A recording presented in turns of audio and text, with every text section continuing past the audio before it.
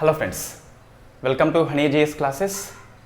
మహాత్మా గాంధీ జాతీయ గ్రామీణ ఉపాధి హామీ పథకం యొక్క కొత్త వేతనాలు 1 ఏప్రిల్ 2024 నుంచి అమల్లోకి వస్తున్నాయి. సో ఎన్నికల సంఘం అనుమతి తీసుకొని గ్రామీణాభివృద్ధి శాఖ నిన్న ఇవ్వడం జరిగింది. ఎన్నికల సంఘం అనుమతి ఎందుకోసం అంటే ఎలక్షన్ కోడ్ అమల్లో ఉంది కాబట్టి ముందస్తు అనుమతి తప్పనిసరి. సో మన క్లాస్ ఇంతకుముందు చేసి ఉన్నాం, బట్ రికార్డ్ బటన్ నొక్కలేదు కాబట్టి మళ్ళీ క్లాస్ చేస్తున్నాము. మేబీ ఫస్ట్ ఉన్నంత తీవ్రత సెకండ్ టైం ఉండకపోవచ్చు. సో మనకి ఫస్ట్ చూస్తే ఏం గుర్తుపెట్టుకోవాలి అంటే ఏ రాష్ట్రంలో హైయెస్ట్ వేజెస్ ఉంది, ఏ రాష్ట్రంలో లోయెస్ట్ అని చెప్పేసి తెలంగాణ, ఏపీ వేతనాలు ఎంత అని చెప్పేసి చూసుకోవాలి. గడిచిన ఇయర్తో పోలిస్తే వార్షిక పెరుగుదల ఏ రాష్ట్రాల్లో ఎక్కువ, ఎక్కడ తక్కువ అని చెప్పేసి చూసుకోవాలి. సో ఫస్ట్ చూస్తే మనకి హైయెస్ట్ రాష్ట్రాలు అని చెప్పేసి హర్యానా, కర్ణాటక, కేరళ అని చెప్పేసి ఉన్నాయి. సో ఇక్కడ 3 రాష్ట్రాలు గుర్తుపెట్టుకోవాలి హైయెస్ట్ కాబట్టి, హర్యానా, కర్ణాటక, కేరళ అని చెప్పేసి హెచ్కేకే అని చెప్పేసి గుర్తుపెట్టుకోవచ్చు. సో హైయెస్ట్ చూస్తే హర్యానా లోపల ఎంత ఉంది, 374 అని చెప్పేసి ఉంది. 374 అని చెప్పేసి చూసుకోవాలి. సో ఇవి రెండు మనకి అవసరం లేదు. ఇన్ఫ్యాక్ట్ హైయెస్ట్ కాబట్టి ఆ రాష్ట్రంలో ఎంత అని చెప్పేసి చూసుకోవాలి. 3 గుర్తుపెట్టుకోవడం సాధ్యం కాదు కాబట్టి సో 374 హైయెస్ట్ అని చెప్పేసి చూసుకోవాలి. సో లోయెస్ట్ చూస్తే నాగాలాండ్, అరుణాచల్ ప్రదేశ్లో 234 రూపీస్ ఉంది. నెక్స్ట్ త్రిపుర అని చెప్పేసి 242 ఉన్నది. నెక్స్ట్ మధ్యప్రదేశ్, ఛత్తీస్గఢ్ లోపల 243 ఉంది. సో ఇక్కడ మనకు ఫస్ట్ ఈ 2 తప్పనిసరి. ఒక ఐడియా ఉండాలి, నాగాలాండ్, అరుణాచల్ ప్రదేశ్, త్రిపుర ఏంటివి, నార్త్ ఈస్ట్ రాష్ట్రాలు కాబట్టి సో భారతదేశంలో ఈ ఉపాధి హామీ స్కీమ్లో తక్కువ వేతనాలు అనేవి నార్త్ ఈస్ట్ అని చెప్పేసి ఒక ఐడియా ఉంటే మనం ఈజీగా ఆన్సర్ చేయవచ్చు. రైట్.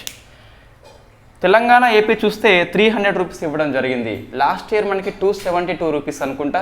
సో లాస్ట్ ఇయర్తో పోలిస్తే ఈ ఇయర్లో 10.3% వార్షిక పెరుగుదల రేటు అనేది కనిపిస్తుంది తెలంగాణ, ఏపీ రాష్ట్రం లోపల. సో ఇంతవరకు మనం ఏం డిస్కస్ చేసినామంటే జస్ట్ హైయెస్ట్ వేజెస్ ఏంటి, లోయెస్ట్ ఏంటి అని చెప్పేసి చూసుకోవాలి. 3 రాష్ట్రాలు గుర్తుపెట్టుకోవాలి.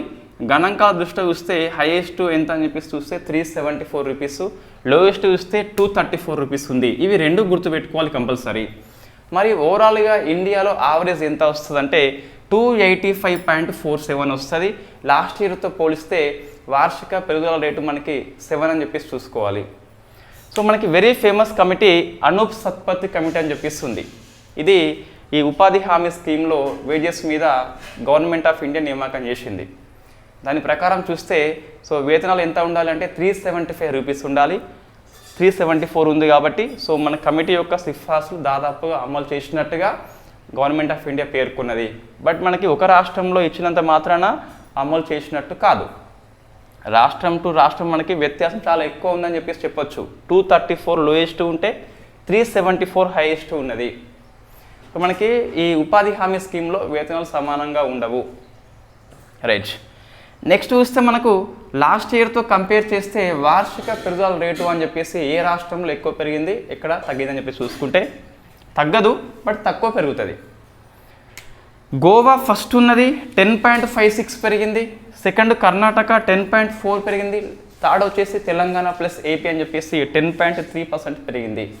సో మనం గోవా, కర్ణాటక, ఏపీ, తెలంగాణ గుర్తుపెట్టుకోవాలి. వార్షిక పెరుగుదల రేటు విషయంలో ఫస్ట్ 3 రాష్ట్రాలు అని చెప్పేసి. అత్యల్పంగా పెరిగింది చూస్తే తగ్గలేదు కానీ తక్కువ పెరిగింది.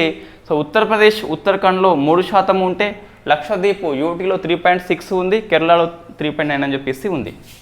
సో మనం ఏం గుర్తుపెట్టుకోవాలి, ఉత్తరప్రదేశ్, ఉత్తరాఖండ్ సరిపోతుంది. నెక్స్ట్ చూస్తే ఇన్ఫ్యాక్ట్ ఈ 23rd, 24లో గణాంకాలు ఇవ్వడం జరిగింది. క్రియాశీల కార్మికుల సంఖ్య అట 14.34 కోట్లు ఉంది లాస్ట్ ఇయర్లోనట. నెక్స్ట్ 100 రోజులు మనకి పనిచేయాలి కదా కుటుంబంలో. ఇక్కడ చూస్తే మనకు 51 డేస్ మాత్రమే ఒక ఫ్యామిలీ అనేది పనిచేయడం జరిగింది అట లాస్ట్ ఇయర్తో కంపేర్ చేస్తే. సో లాస్ట్ ఇయర్లో మనకి గణాంకాలు ఏంటి అంటే 14.34 కోట్లు క్రియాశీలకంగా యాక్టివ్ ఉన్నారట కార్మికులు. సో ఒక ఫ్యామిలీకి సగటున 51 డేస్ మాత్రమే వచ్చినాయని చెప్పేసి ఆ రిపోర్ట్ మనకి పేర్కొంటుంది. సో మన జనరల్గా రాష్ట్రం నుంచి రాష్ట్రానికి వ్యత్యాసం ఎక్కువ ఉన్నది. సో అట్లా మనకు ప్రశ్న వస్తుంది, సమానంగా అయితే ఉండదు. సిపిఐ ఏఎల్ ఇండెక్స్ ఆధారంగా మనకి దీన్ని లెక్కిస్తారు. Consumer price index, agriculture labour అని చెప్పేసి పిలుస్తున్నాం. సో మనం ఫస్ట్ క్లాస్ చెప్పినప్పుడు ఈ స్కీమ్ గురించి కొద్దిగా ఎక్స్ప్లెయిన్ చేసినాం. ఎవరు అర్హులు అని చెప్పేసి ఎప్పటి నుంచి అమల్లోకి వచ్చింది అని చెప్పేసి ఒకసారి మీరు చూసుకోండి, నెంబర్ ఆఫ్ బుక్స్లో మనకు కనిపిస్తుంది. Thank you very much.